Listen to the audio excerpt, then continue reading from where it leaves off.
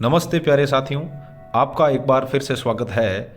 आज इस कार्यपत्रक 119 जो कि आपके आर के एस एम बी के कार्यपुस्तिका गणित प्रवाह कक्षा 6 व 7 के अंतिम कार्यपत्रक है, जिसमें हम बीजीय व्यंजकों की समझ विकसित कर पाना सीखेंगे। जिसका पहला प्रश्न हमें दे रहा है, नीचे चित्रों में बिस्किट के पैकेट एवं कुछ खुले बिस्किट दर्शाए गए हैं। यदि बिस्किट के प्रत्येक पैकेट में x बिस्किट है तो प्रत्येक चित्र के लिए आपको एक बीजीय व्यंजक लिखना है। और उसके ठीक पहले में हमें यहाँ ये दिखा रहा है कि ये तो हो गए x और x बिस्किट और फिर प्लस 2 बिस्किट खुले हैं, तो इसको बीजीय व्यंजक के रूप में इसने x प्लस 2 लिख दिया है साथियों। तो चलिए देखते हैं इसका दूसरा प्रश्न। दूसरे प्रश्न में भी आप देख सकते हो कि यहाँ पर यह x बिस्किट है, फिर प्लस ये भी x बिस्किट है और एक बिस्किट खुला है। तो कहने का मतलब x और x अपने पास साथियों 2x बिस्किट तो हो गए डब्बों में और फिर प्लस एक बिस्किट हो गया अपने पास खुला।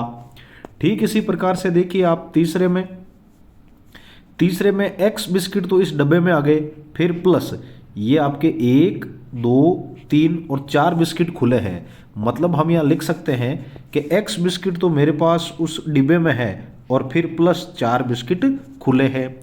और चौथे में देखें तो चौथे में आप देख पा रहे हो कि x बिस्किट ये वाले प्लस x बिस्किट इस डब्बे वाले और फिर प्लस एक और एक 2 बिस्किट खुले हैं। तो कहने का मतलब इस डब्बे के अंदर आपके x और x 2x और प्लस 2 बिस्किट खुले हैं। तो इस तरीके से हमने इन बिस्किटों की संख्या को बीजीय व्यंजक के रूप में लिखा है। चलिए देखते हैं अपना आज का दूसरा प्रश्न, जिसमें नीचे दिए गए गणितीय कथनों के लिए बीजीय व्यंजक बनाना है।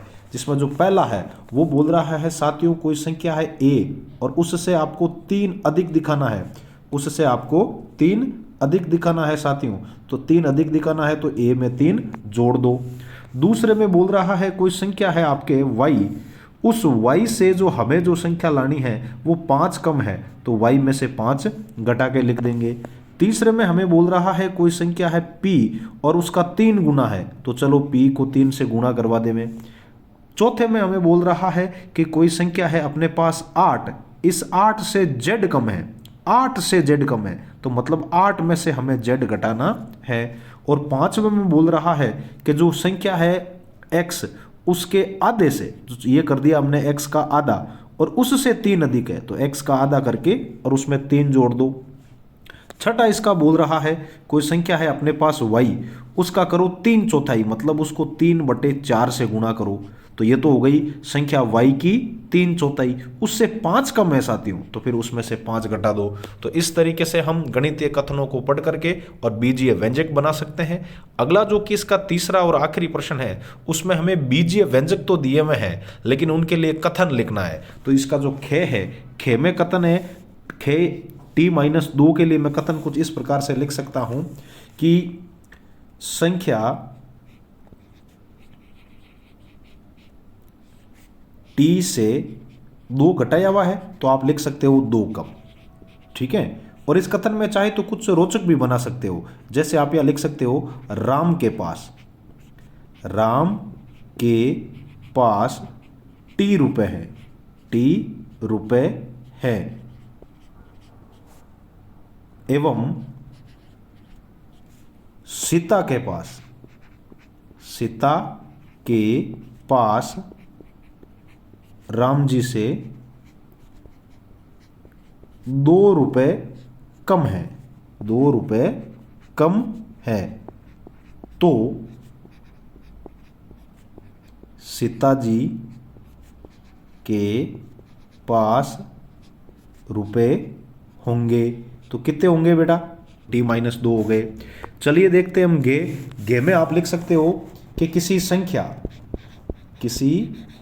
आपको m दी गई है, किसी संख्या m का 1/3 मतलब उसको 1/3 से गुणा करवा दो या 3 का भाग दे दो, ये इसका कथन हो गया। चलिए अब देखते हैं बड़ा गे, जिसमें हमें दिया हुआ है 5x-2। तो इसका कथन आप कुछ इस तरीके से लिख सकते हैं साथियों कि किसी संख्या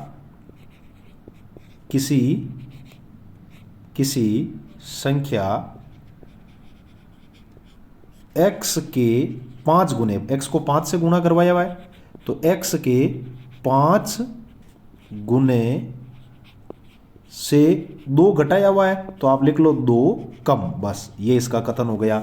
आखिरी इस कार्यपत्र का जो ऋण है वो बोल रहा है y/2, तो इसका सीधा हो गया आपके किसी संख्या